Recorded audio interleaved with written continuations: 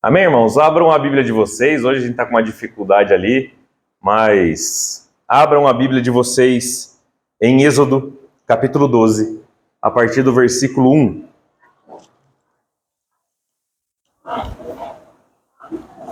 Êxodo, capítulo 12, a partir do versículo 1 até o 13.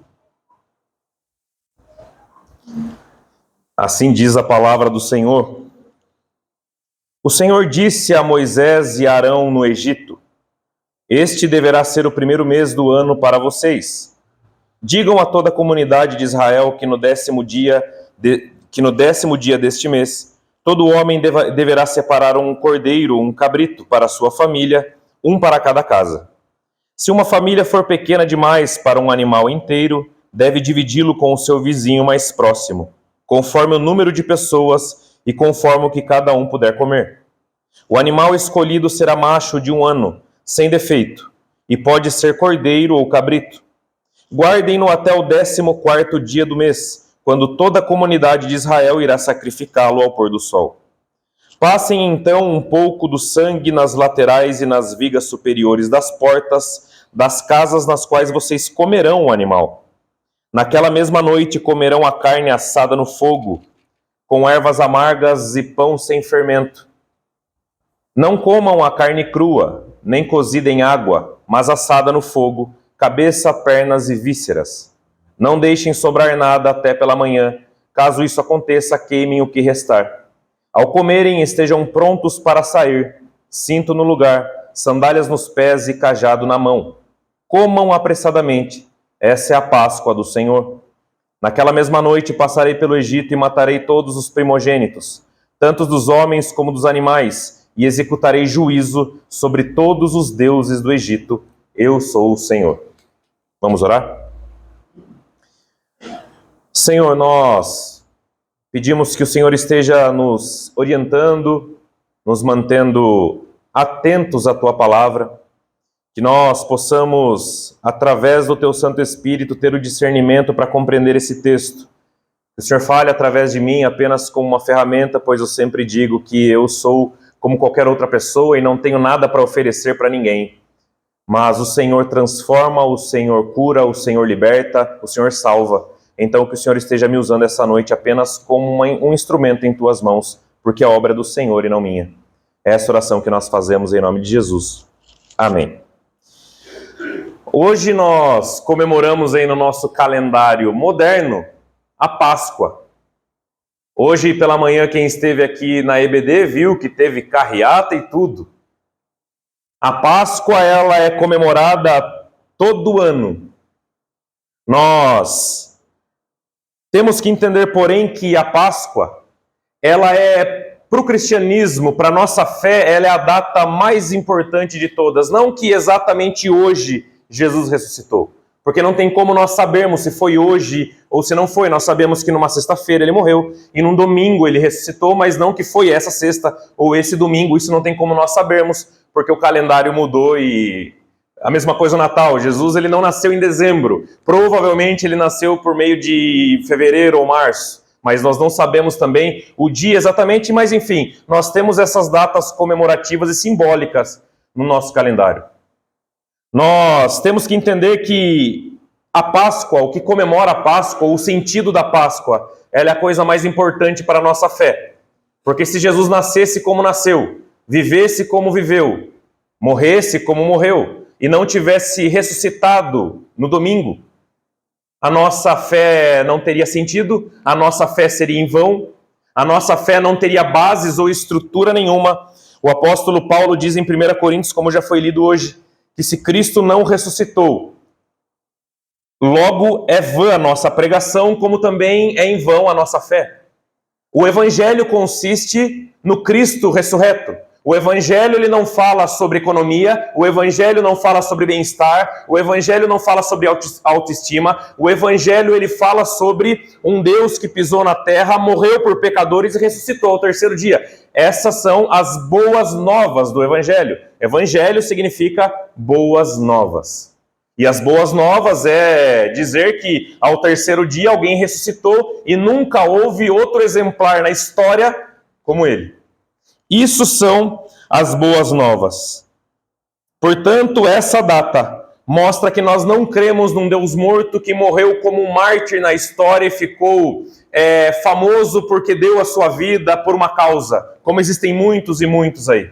O nosso Deus, ele está vivo. O nosso Deus, ele provou estar vivo e apareceu depois de ressurreto para mais de 500 pessoas de uma vez só. Ficou 40 dias ressurreto na terra, apareceu quase 13 ou 14 vezes para os seus discípulos em particular, para provar de uma vez por todas que não era invenção da cabeça de ninguém, não era invenção dos seus discípulos, não era do imaginário das pessoas. Ele estava vivo e se provou estar vivo.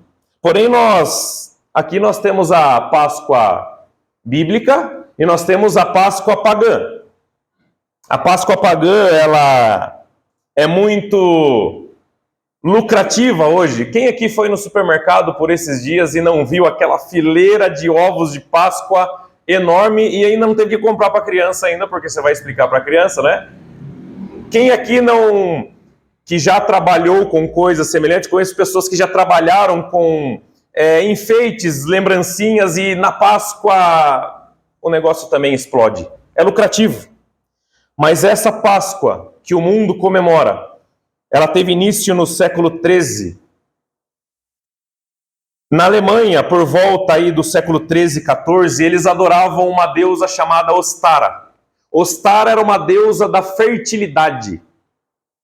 A Ostara ela era cultuada porque ela dava fertilidade à terra, ao ventre das mulheres. Então ela era a deusa da fertilidade, que as coisas aconteciam por causa dela. E um símbolo de Ostara era um coelho. Porque o coelho, pela grande capacidade de reprodução e por ser um animal fértil demais, ele era associado à deusa Ostara.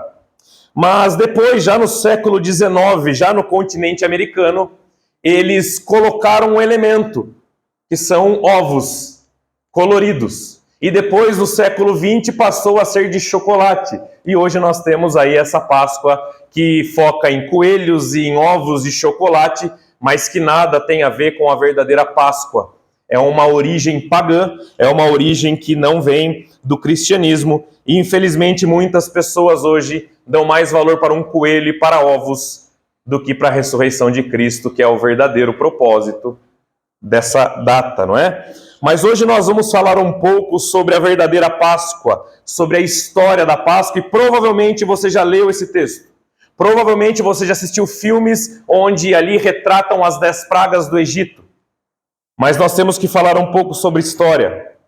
Tudo começa quando José é vendido pelos seus irmãos para comerciantes. Ele vai parar no Egito como escravo. Ele é comprado por um homem chamado Potifar, que logo coloca ele para trabalhar na sua casa e cuidar de tudo que ele tinha. Então José, ali, de toda a história que os irmãos já sabem, foi preso injustamente porque foi acusado de abusar da mulher do Potifar. Ele ficou esquecido na prisão por 2 anos. Então, de repente, ele decide... O faraó precisa de conselhos porque tem sonhos esquisitos, né? Das 7 espigas magras ou mirradas e 7 espigas gordas, as vacas mirradas e as vacas gordas, e ele não sabia como entender aquele sonho ou interpretá-lo. Então José, mediante a iluminação do Espírito Santo, interpreta o sonho do faraó, que de carcereiro mas de presidiário, ele passa a ser governador do maior império dos seus dias, que era o Império Egípcio. José, de prisioneiro, ele passa a ser o segundo homem mais poderoso da terra, apenas atrás do próprio faraó, que era rei do Egito. Então o que acontece? Chega um período de seca e fome na terra, só que por causa da estratégia que o Egito adotou por causa dos conselhos de José, o Egito ainda continua próspero. Todos vão até o Egito comprar mantimentos e cereais, porque todo o restante do mundo estava passando fome e muitos morreram de fome. Então chega até o Egito determinada vez os irmãos de José, e José se revela a eles, e vocês já sabem toda a história. Mas por que eu estou contando isso? Porque a partir desse episódio, os hebreus começaram a morar na terra do Egito. Eles tiveram uma terra só para eles dentro do Egito, porque o faraó gostava muito de José e queria que a sua família morasse no Egito, e eles tinham vários privilégios por serem família de José. Só que acontece, séculos e séculos passaram, gerações e gerações passaram. Assume o trono um outro faraó que nem sequer havia conhecido José, nem sequer conheceu a história de José. E ele viu que os hebreus haviam se multiplicado muito na terra do Egito. Então ele fica com medo, ele diz, olha, eles se multiplicaram muitos, vamos escravizá-los antes que eles se voltem contra nós. E aí começa a escravidão dos hebreus no Egito. Eles ficam escravos no Egito por 400 anos, até que Deus levanta Moisés, a qual nós chegamos no ponto desse texto, para libertar o povo depois de 4 séculos. A Páscoa do Senhor, a Páscoa verdadeira, ela vem da origem hebraica Pessah, que significa passar por cima, ou passagem. Nós vamos entender por que este nome. Então nós chegamos no texto onde Deus ele já estava executando as suas 10 pragas sobre o Egito, porque era um castigo aos egípcios por causa que escravizou os hebreus durante 400 anos, e chega então na 10ª praga. Versículo 1 e versículo 2, acompanhem comigo de novo.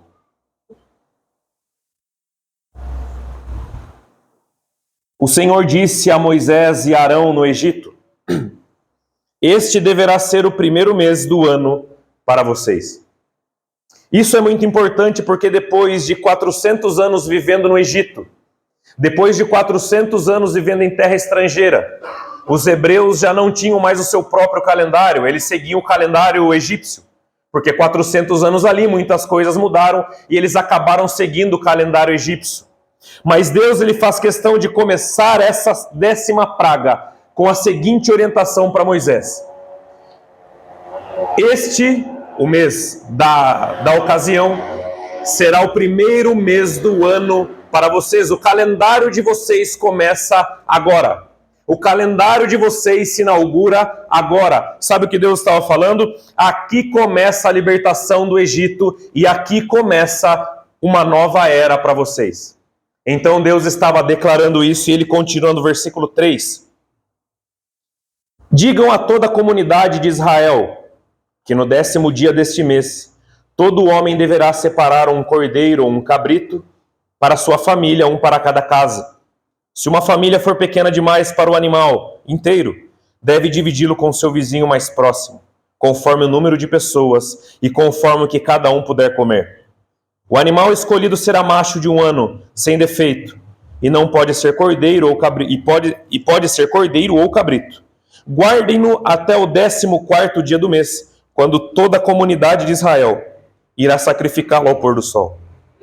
Passem então um pouco do sangue nas laterais e nas vigas superiores das portas das casas, nas quais vocês comerão o animal. Deus então ele ordena para que antes da 10ª praga, Deus ele vai até o seu povo e através de Moisés ele diz o seguinte: separem um cordeiro perfeito, macho, e sacrifiquem esse animal no 14º dia deste mês. E depois ele diz: passem o sangue do animal nos batentes das portas da casa a qual vocês comerão o animal. Por que nós estamos falando isso? Porque aqui é uma representação clara do nosso Cordeiro que tirou o pecado do mundo. João Batista disse quando ele viu Jesus vindo para o seu batismo: eis o Cordeiro de Deus que tira o pecado do mundo. A Páscoa dos hebreus, lá no Egito, é uma simbologia direta com a nossa libertação da escravidão do pecado.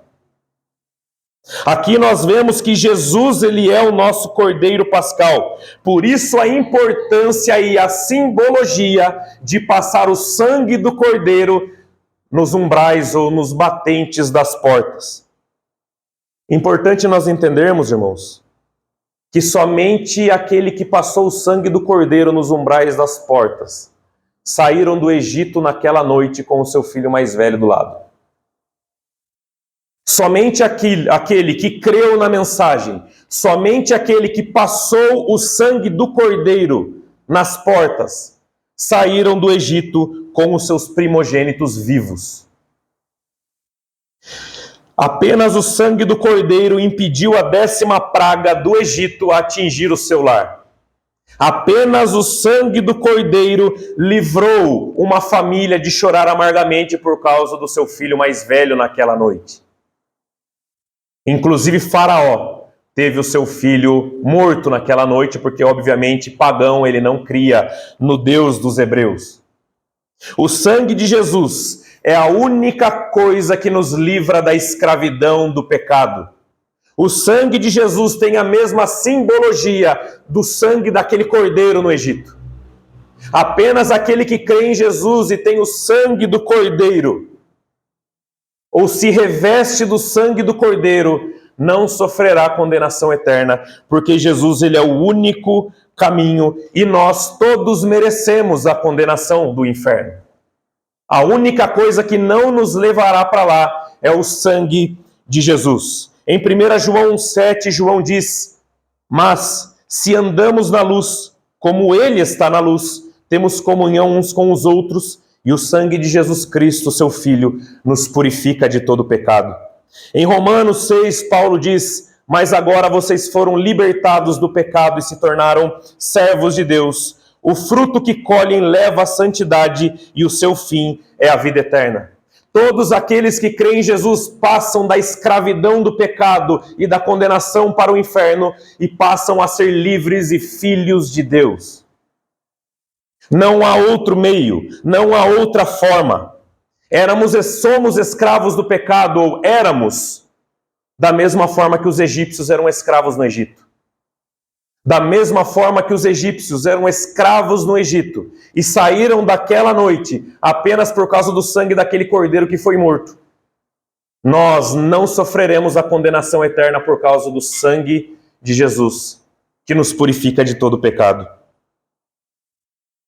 Importante entender que livre da escravidão do pecado não quer dizer não pecarmos mais.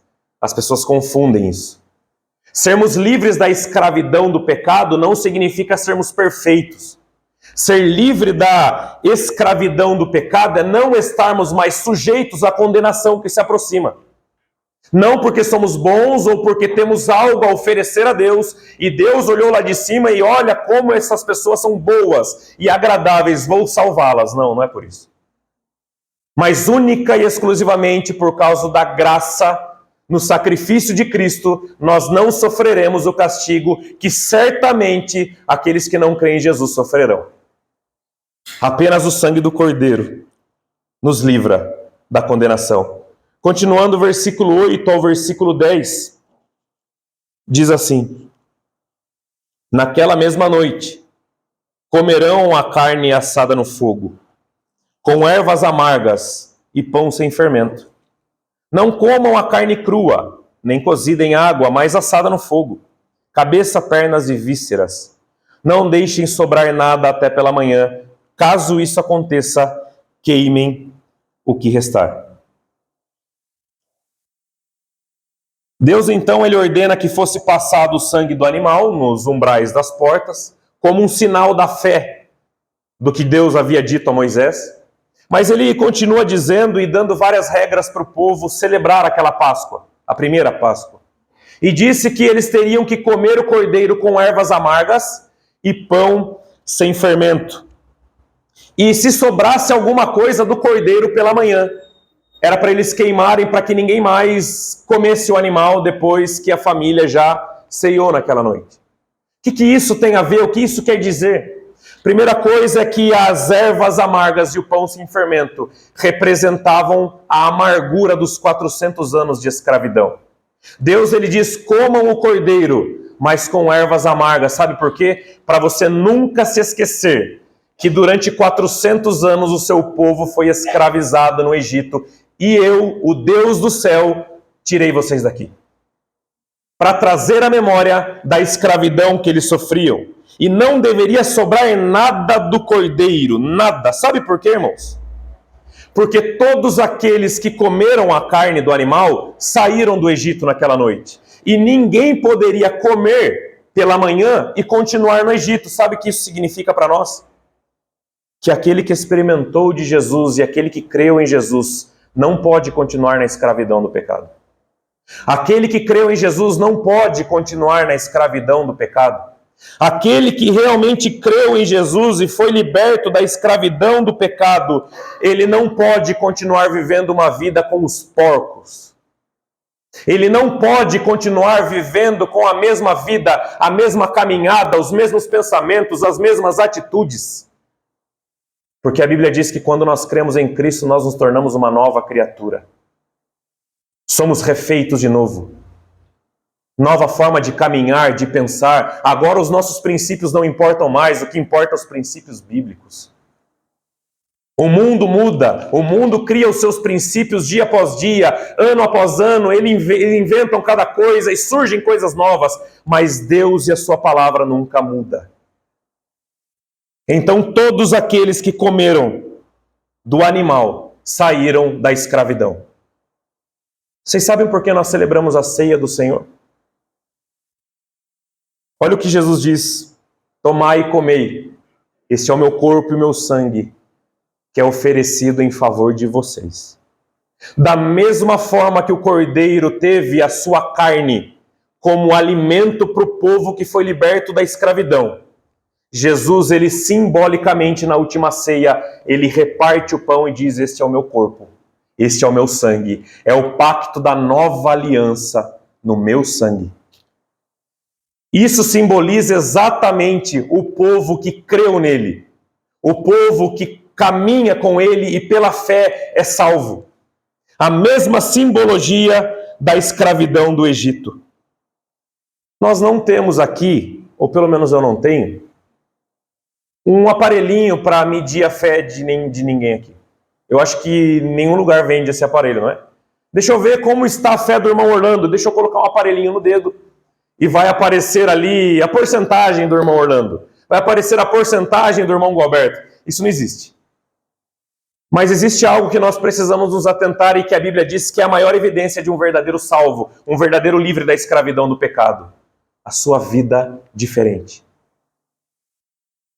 A Bíblia diz que pelo fruto nós conhecemos a árvore do qual o fruto cai, ou ele é retirado. Ou seja, a nossa caminhada, a nossa mudança de vida, ela é a prova cabal da sua fé em Cristo. Nada fala mais alto do que as suas atitudes. Você pode ter palavras bonitas, orações maravilhosas, você pode não perder um culto na igreja, você pode estar envolvido em todos os ministérios da igreja, você pode ser batizado, você pode ser aceito na igreja por um motivo ou pelo outro, mas nada disso falará mais alto pela sua conversão do que a sua atitude. Você diz que crê em Cristo, mas engana? Você diz que crê em Cristo, mas planeja o mal contra os outros? Você diz que crê em Cristo, mas continua nos vícios? Você diz que crê em Cristo, mas nada muda na sua vida. A Bíblia nos mostra que nós temos que acreditar mais nas suas atitudes do que nas suas palavras, e nas minhas também. O texto continua e diz no versículo 11: ao comerem, estejam prontos para sair, cinto no lugar, sandália nos pés e cajado na mão. Comam apressadamente. Essa é a Páscoa do Senhor. Como eu já disse, o termo da palavra Páscoa, origem no hebraico, é Pessah, o Pesach, depende da pronúncia, que é passar por cima. A mesma coisa que aconteceu quando Deus passou no Egito e passou por cima das casas que tinham a marca do sangue do Cordeiro nos umbrais das portas. Aquele era o sinal onde o próprio Deus não levaria o primogênito e passaria por cima da casa daqueles que tinham o sangue do Cordeiro, e por isso os primogênitos foram poupados.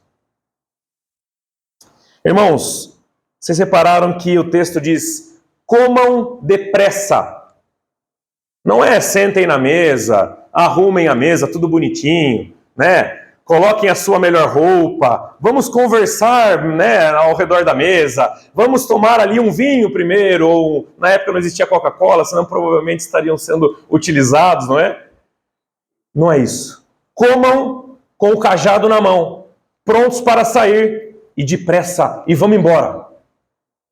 Porque todo aquele que experimentou do Cordeiro Pascal não pode ficar mais um minuto na escravidão. Todo aquele que creu na mensagem de Deus naquela noite, se apropriou do Cordeiro, passou o sangue nos umbrais das portas por uma questão de fé, não pode mais continuar escravos de ninguém. Não pode mais continuar sendo surrado e sucateado numa terra a qual eles não pertencem mais. Isso mostra que quando nós nos convertemos, esses dias eu estava explicando para uma pessoa o que é conversão.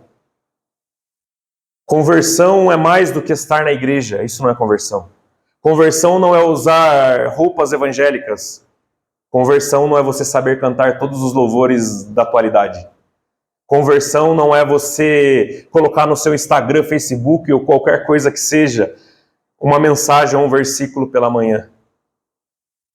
Conversão é quando imediatamente você é livre da escravidão. Quando nós cremos em Jesus, automaticamente nós somos salvos e merecemos o céu não por méritos nossos, mas pelo mérito de Cristo. Um exemplo claro, o ladrão na cruz. Um homem que era assassino a vida toda. Um homem que fez coisas hediondas a vida toda. Mas o texto diz que ele estava à direita, na cruz, à direita, também estava sendo crucificado. Importante dizer que a crucificação era uma forma mais cruel que os romanos inventaram de humilhar alguém na morte. E os dois que estavam do lado de Jesus, eles eram criminosos hediondos. O da esquerda disse, olha, saia daí, você não é o Filho de Deus? Desça daí, se você não é o Cristo, desça aí e liberte a gente também, zombando de Jesus. Mas o da direita disse, nós estamos aqui porque nós merecemos, mas ele não. Ele não fez nada para merecer isso. E ele olha para Jesus e diz, lembra-te de mim quando entrares no paraíso. Jesus olha para ele e diz, ainda hoje, você estará comigo no paraíso. Aquele que crê em Jesus, imediatamente é salvo. A conversão não é um processo. O que é o processo é a santificação. O que eu fiz ontem eu não faço hoje, o que eu fiz hoje eu deixo de fazer amanhã, e assim sucessivamente eu vou melhorando a minha vida e minha caminhada. Mas a conversão é imediata, porque todo aquele que provou do Cordeiro não pode mais ser escravo de ninguém. Comam depressa e saiam da terra da escravidão. Essa é a Páscoa do Senhor. Essa é a Páscoa verdadeira. Essa é a Páscoa do Senhor. Versículos 12 e versículos 13.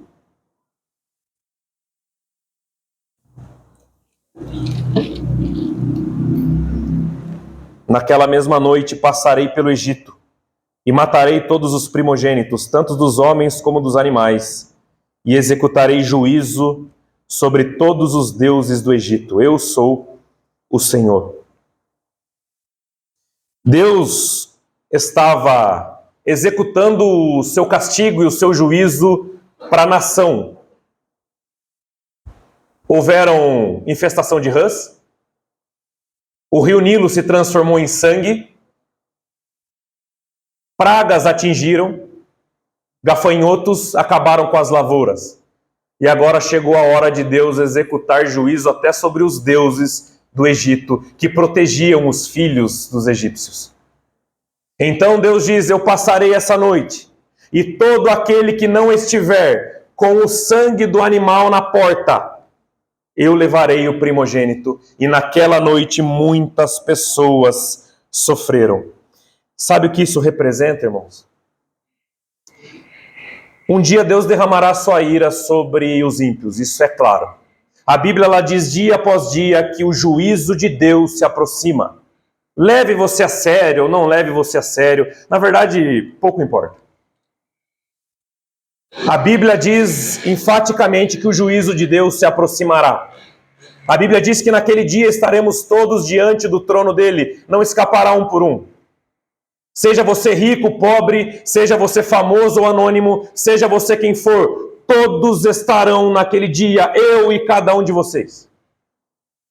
Naquele dia, quanto você tem no banco não vai servir para absolutamente nada. O seu emprego e a sua profissão não servirá de absolutamente nada. O que você conquistou, as amizades que você fez ou a sua família não servirá de absolutamente nada. A única coisa que vai fazer a ira de Deus não atingir você naquele dia é o sangue do Cordeiro. É o sangue de Cristo. É o sangue de Jesus. A única coisa que vai livrar você da condenação não são as obras que você fez na igreja, não são as coisas boas ou as cestas básicas que você distribuiu para os pobres. Nada disso livrará você daquele castigo, apenas o sangue de Jesus Cristo, que nos purifica de todo o pecado, que foi derramado na cruz, que foi moído por causa das nossas transgressões, por causa das nossas iniquidades. É apenas isso que livrará você do fogo do inferno naquele dia.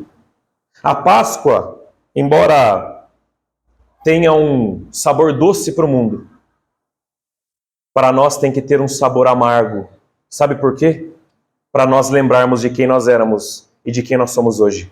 Para lembrarmos para onde nós íamos e para onde nós vamos hoje. Amargo de lembrar do passado, mas também doce de lembrar do que Ele fez por nós na cruz, de graça.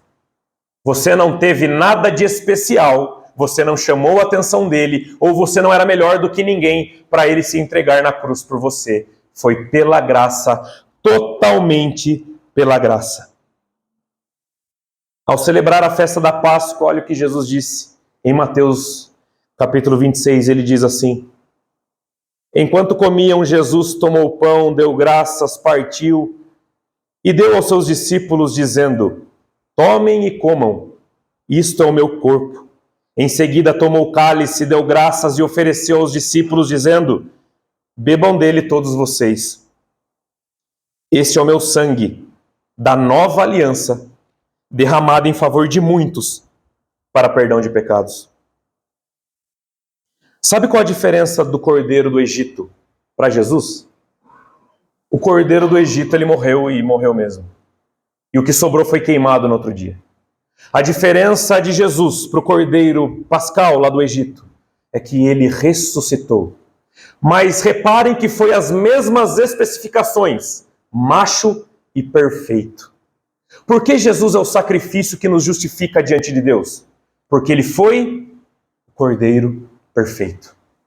Não havia pecado, não havia mentira em sua boca, não havia qualquer mancha em seu caráter. E da mesma forma do cordeiro do Antigo Testamento, foi oferecido no nosso lugar um cordeiro macho perfeito. Só que como ele era perfeito na sua plenitude, o sacrifício foi de uma vez por todas. E ele disse: está consumado. Tudo foi feito. E ao terceiro dia ele ressuscitou, vencendo a morte, algo que nós jamais vamos vencer.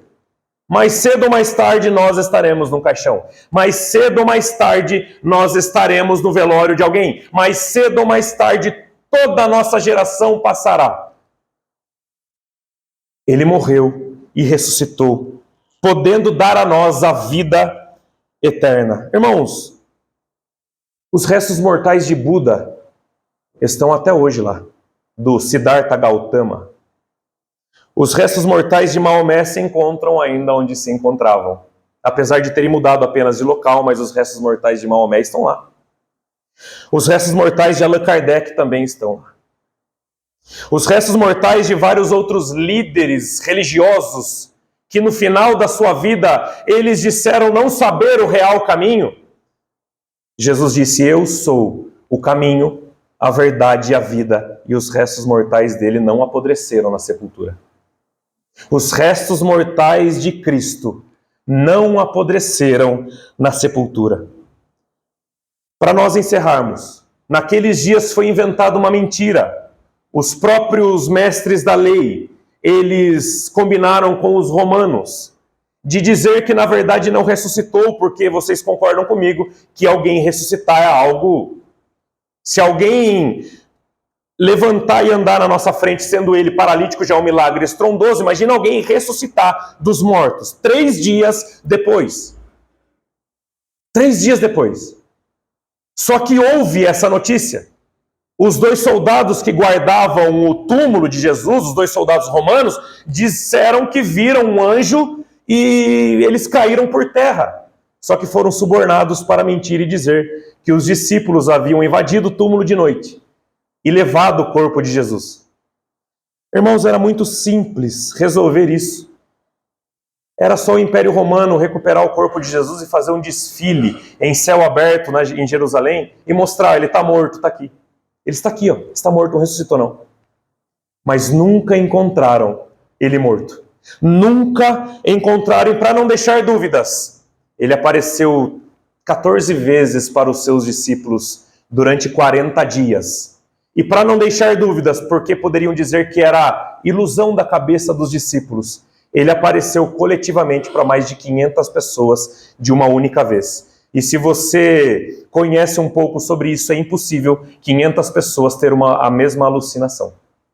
É impossível 500 pessoas de uma vez só ter a mesma alucinação ou coisas da cabeça. Isso prova que Jesus ele ressuscitou e fez prova e disse: Tomé, pode encostar, sou eu. Jesus ele se prova. Jesus ele se prova a todos os momentos. Tomé, toque aqui. Não está acreditando? Porque Tomé não acreditou. Vem aqui então. Passa a mão aqui na ferida. Vê se não sou eu. Se você não crê em Jesus, faça uma prova com ele. Peça para ele se manifestar na sua vida. Ele é vivo, ele está vivo. Você não crê num Deus morto. Você não crê num Deus que esteve vivo e morreu. Você crê num Deus que morreu, mas ressuscitou e está vivo. Hoje e para todo sempre. Clame a Deus e peça provas na sua vida. Clame a Deus e peça para que Ele se manifeste na sua vida. Você só pode fazer isso com Deus vivo. Você não pode fazer isso com qualquer outra coisa no âmbito espiritual. Ele ressuscitou e todos nós que experimentamos do sangue do Cordeiro seremos salvos daquele dia, aquele dia onde todos nós estaremos no tribunal de Deus. A pergunta é: você já se revestiu do sangue do Cordeiro? Em Apocalipse diz que a única coisa que Deus vai olhar e ver quando mirar os olhos em você é se as suas vestes foram lavadas no sangue do Cordeiro. De resto, se você se julga bonito ou feio, rico, pobre, tanto faz. A única coisa que vai contar naquele dia é se você passou o sangue do Cordeiro nos umbrais das portas. Você já fez isso? Você já creu em Jesus como seu único e suficiente Salvador, a ponto dele transformar a sua vida não apenas numa crença popular? Como eu sempre digo, saia com uma prancheta na rua e pergunte quantos creem em Jesus. De 10, 9 vão dizer que são cristãos. De 10, 9 vão dizer que creem em Jesus e sabem que ele morreu na cruz, porém nada muda na vida da pessoa. Lembre, a maior evidência se você passou o sangue do Cordeiro nos umbrais das portas é a libertação da escravidão. Ninguém que experimentou de Jesus continua escravo de ninguém. Jesus disse: todo aquele que experimentar a água que eu lhe der, nunca mais terá sede de novo. Nunca mais.